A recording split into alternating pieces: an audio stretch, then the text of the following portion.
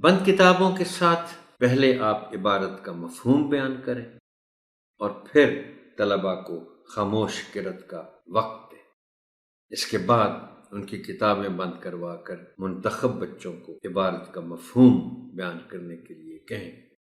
اب مفہوم میں دو قسم کی چیزیں ہیں اس متن میں۔ ایک تو یہ کہ مختلف کھیلوں کا ذکر ہے جو علاقائی ہیں، یعنی پنجاب کے اپنے کچھ کھیل ہیں، سندھ کے اپنے ہیں، خیبر پختونخوا کے اپنے ہیں، اور بلوچستان اور گلگت بلتستان کے اپنے ہیں۔ لیکن دوسری جو بات اہم ہے جو آپ نے بچوں کو بتانی ہے وہ یہ ہے کہ جس طرح رہن سہن کا تعلق کسی خاص علاقے کی ثقافت کے ساتھ ہوتا ہے، اسی طرح کھیلوں کا تعلق بھی ثقافت کے ساتھ ہے۔ ملکی کھیلوں کی بات الگ ہے، مگر جو علاقائی کھیل ہیں ان کا بھی تعلق ثقافت کے ساتھ ہے۔ درج ذیل علاقائی کھیلوں کا مختصراً ذکر کریں۔ اب اتنا وقت نہیں ہوگا کہ میں ان میں سے ہر کھیل کی تفصیل آپ کو بتاؤں اور یہ بتاؤں کہ یہ کھیل کھیلے کیسے جاتے ہیں۔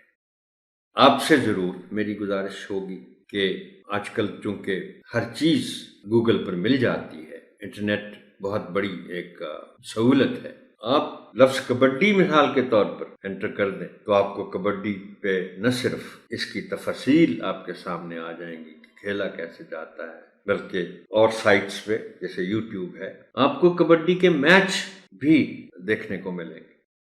ہر کھیل کی تفصیل بتانا یہاں چونکہ ممکن نہیں ہے، لیکن کبڈی کو پنجاب کا جس کو کہتے ہیں علاقائی کھیل سمجھا جاتا ہے۔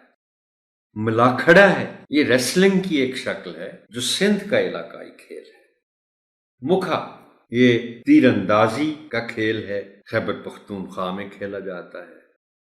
پولو ایک زبردست علاقائی کھیل ہے، دنیا بھر سے اس کھیل کو لوگ دیکھنے آتے ہیں۔ گلگت بلتستان کا یہ کھیل ہے اور سالانہ میلہ بھی ہوتا ہے جس میں پولو کا مقابلہ ہوتا ہے۔ تو یہ آپ ان کھیلوں کی تفاصیل، چونکہ ان کا ذکر سبق کے متن میں موجود ہے، بچے آپ سے پوچھ سکتے ہیں کہ جی ملاکھڑا کھیلتے کیسے ہیں، یا مکھا کیسے کرتے ہیں، اور پولو کیسے کھیلی جاتی ہے۔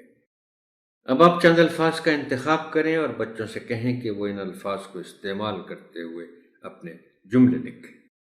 آپ ان کے جملوں کی اصلاح کریں اور پھر نمونے کے طور پر خود بھی ان الفاظ کے جملے بنائیں اور تختہ تحریر پر لکھیں۔